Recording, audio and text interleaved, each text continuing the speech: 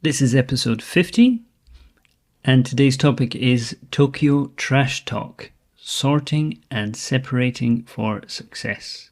Hello, Sue. Hey. How are you? Good, how are you? I'm very well. First of all, I'm very pleased with that title, Tokyo Trash Talk, sorting and separating for success. This is not something that you really need to think about if you're visiting Japan as a tourist. But if you live in Japan, this is going to be probably one of the first big struggles that you will have in your day-to-day life. So, especially in the big cities, it's really important that you separate your trash, your rubbish. Yeah, many places, many countries do this. Right. But how you separate is going to be very different. When I go home, how they separate to Mexico, how they separate is organic and non-organic. Right. And that's it. So non-organic would be metal and plastic? And glass. Metal, plastic and glass is one category. Yeah. Right. Okay. Yeah. So it's just those. So it's the only thing that's important is, or the main point is that you leave anything that's organic in one bag, right? So no paper. Paper also goes in. Because organic is food. I would have thought. I thought paper would have been organic. I don't think so. Okay. I can't remember, but yeah, it's going to be quite different how you separate your trash, your rubbish. Okay. Yeah. So let's try and go through the things that you need to think about in Japan in terms of dealing with your trash. The first thing is to know the different categories. So you mentioned there was kind of in Mexico 2 kind of main categories. It's going to be different depending on the city, region, but the typical categories in Japan would be burnable, non-burnable, and then you might have hazardous waste.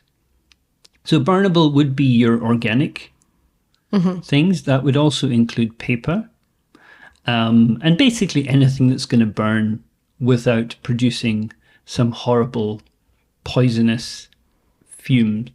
Non-burnable is basically your plastics. Your plastics, yeah. Well, if you are just a tourist and you see different trash cans, that's the most typical. It's burnable, non-burnable, which is plastics in general. And then there will be also PET bottles. Right. Sometimes also a place to put the top of the PET bottle because they kind of they flatten them, I think. Really? So what you're saying is that the body of the PET bottle goes in one space and then the cap in another goes to. I always thought that there was different plastics. I don't know. Because the cap is always like a very hard plastic. But you're thinking it's more that when they compact. Yeah. It can be dangerous. Okay, right. Well, but it might be that as well. And then you will have cans. So that's if you're just visiting, you might that's on the street, maybe at a train station or convenience store. Or a park. Something. Right, or a park, yeah. So at home, you might have your kind of organic waste. You might have plastic. You might have hazardous waste is things like batteries, right? Cables. Cables, right, okay. It's things like maybe a lighter, cigarette lighter, or, things that maybe you don't want to crush or burn for whatever reason. Also, you're going to separate glass bottles, you're going to separate cans. Now, cans could be aluminium cans, they could be steel cans. They all go together. Understand the categories because it's not always clear what goes in what category. So, for example, cans that are spray cans, they are different category.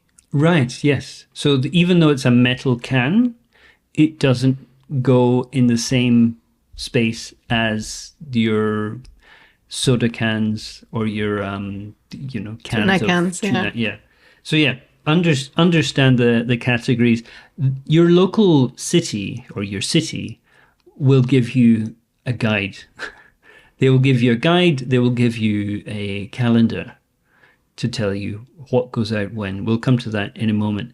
But if you're lucky, your city will provide you with an English language version, which is easy enough to understand. You might just get a Japanese version and you're going to have to learn what everything means. So I mentioned the calendar. So you will actually get a calendar that will tell you on Monday, it's this waste. On Tuesday, it's this waste. Wednesday, this waste. And you need to follow the schedule. The one example that we have is where we are, PET bottles, so these plastic drinking bottles, they're recycled once a month. You can only get rid of them once a month. So if you miss, say it's next Tuesday, if you miss that day, then you're going to have to store 2 months of plastic bottles. And if you are using one plastic bottle a day, which is not uncommon, people will do that, then you need to have space to store that.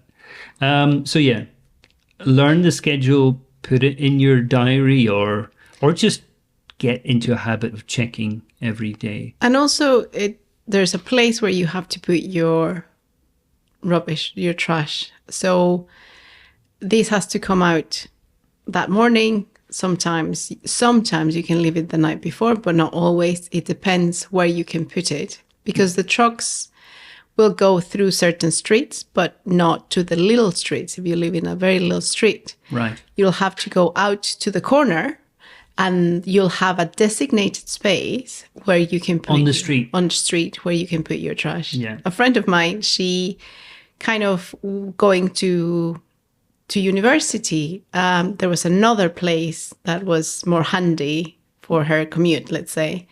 And no, they told her, like, that's not your spot. Right. You have, like, for your house, it has to be in this spot. You cannot put it in any other spot, even if it's convenient for you. Yeah. So it's very, very clear when, but also where you have to leave your trash. Mm-hmm. Yeah. I mean, and some big apartment blocks will have a dedicated area for residents of that apartment block. But if you live in a house along the street, then yeah, you need to take your trash out onto the street, find the location, and put your trash there. It's not uncommon to see school kids walking along carrying the family trash in the morning to drop it off on their way to school, or salarymen, carrying a bag of rubbish to drop off. When we were in Shinjuku, we were very lucky because the building would have a guy that was there all the time. Yeah, So that's the kanri, the guy who does all. What would he be called?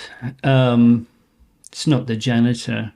But yeah, the guy he was on the ground floor. He had a little office, and yeah, he would deal with people from all the trucks that would come, and he would sort it out. Really, we didn't really have days there. That's true. We just had spaces where we left it, and when we didn't know, we could ask him, like, where do we put the batteries, and he'd like, just give them to me. He was very helpful, very kind. He was incredible. Yeah.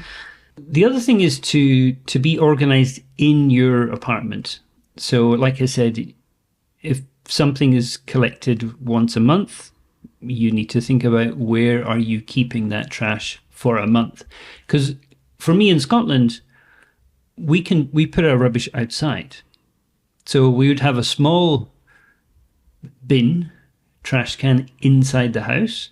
And when that's full, we would take the plastic bag and we would put it in a bigger bin outside.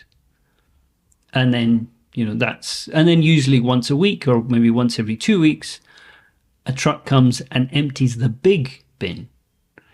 So we never really had to store trash in the apartment for any length of time. So that's a big difference for me. For example, if it's the burnable rubbish on a Monday morning, but I forget, then I might have to wait until Thursday, which is the next burnable day. So you've got rubbish or trash, obviously big British English, American English difference here. You need to hold on to that trash within your apartment. Unless maybe you've got a balcony, maybe you can put it outside on a balcony, but a lot of people don't. No, because those are shared spaces. Even though it's your balcony, it's still legally, I think it's still a shared space. Right. So you don't want, especially in summer, you don't want that burnable to be cooking outside. Yeah, right? And smelling. But and also attracting birds and cockroaches and those kind of things, yeah. So you really need to be organized. Burnables is difficult, but they can go out twice a week here, at least. But for example, cans and glass, not so much. It's every 2 weeks. So it alternates. Yeah, so it's important. It's important for the recycling that they are clean, because if you don't clean them, they can't recycle them. Yeah, so that's like cans and plastics. They should be cleaned. Cans and also glass and plastics, they all need to be clean. So that's for the recycling, which is the most important part, but also for your apartment, if you're going to keep them for a couple of weeks, where you store them, you don't want them to start smelling. Yeah. Right? So they need to be really clean. The easiest one to understand is if you have meat, for example, the meat might come in a plastic package. When you put that plastic package into your bin in your apartment, you've got to make sure it's clean because it's going to smell. And as you said, especially in the summer, things can start to... The word is fester. F-E-S-T-E-R, I think is the best word to describe it. It's going to start to smell. It's going to attract flies. It's not nice, especially in a small apartment. No. So, keep things clean. Rinse out bottles, cans, etc. And we mentioned this before on the previous episode, but think about what you consume. Think about your consumption. So think about ways to reduce your waste. So this is one kind of advantage of the system, if you like, is it makes you think about the amount of plastic, the amount of cans, the amount of bottles. Yeah, because it's the same reason, because you cannot get rid of them very easily. You see them, you really see how much plastic, how much cans or glass, or how much are you wasting. Yeah. And it makes you very aware of that. And I remember the first times, even though we had this incredible guy that would help us with taking out the trash, because it's the apartment was so small, anything that we had, it was very visible. So you just really didn't want to have anything hanging around. So when you buy something, you think about it. Yeah. Right? And many times I thought about that, like, but this is going to create a lot of trash and rubbish, and I can't deal with it. Yeah. So I will just leave it. And it does happen because you're so aware of what you have. I mean... Yeah, it forces you to see it and deal with it. Yeah. So you start to think about your shopping habits, and also things like, if maybe you have a couple of cans of beer every night. Not uncommon, a couple of cans of beer every night. And maybe your partner has a couple of cans of beer with you in the evening. That's 4 cans per day, right? And if your cans are collected once every 2 weeks, then that's 4 multiplied by 14. That's a lot of cans in a small apartment. And maybe you have a can of Coke sometimes, and maybe you've got cans from maybe tinned vegetables, or, cooking that you've been doing. It can build up over 2 weeks. That can be a lot of cans. So maybe you decide, actually, I'm going to drink less beer. Or, I'm going to, just think twice about the cans of Coke or Sprite or whatever that I'm consuming. And likewise, plastic bottles, these PET bottles. It might be very convenient to buy a big case, a 24-pack case of 500 milliliter plastic bottles of, it could be tea or Coke or whatever, and maybe you take one with you every day to go to work or university or whatever. But what are you going to do with that bottle? Like, if it's coming home with you every day and you finish it at home, then that's going to have to sit somewhere for 2 weeks or, however long, until the next recycling day. So it's definitely changed the way that we buy things like that. We don't use as much plastic bottles, PET bottles, as we used to. Yeah, and if you're only visiting, that's also something you need to think about, because getting rid of rubbish, of all your trash, is difficult at home, but also when you're around Tokyo, because even though there are different trash cans for different things, they're difficult to find. Yeah. So when you eat something in the street, or buy something in the convenience, you need to think about where are you going to store that until you find a trash can. And very often you'll need to take it home. Yeah, or to your hotel. Yeah, because they're not widely available on the streets. No, Japan is very convenient. In many ways, living in a city in Japan can be very, very convenient. One big inconvenience is that if you have something and you want to throw it away, maybe you bought a bar of chocolate and you've got some plastic that you want to throw away, it might be impossible to find a bin. A correct bin, because maybe you can find, it's just plastics, but not plastic bottles, or you have a can.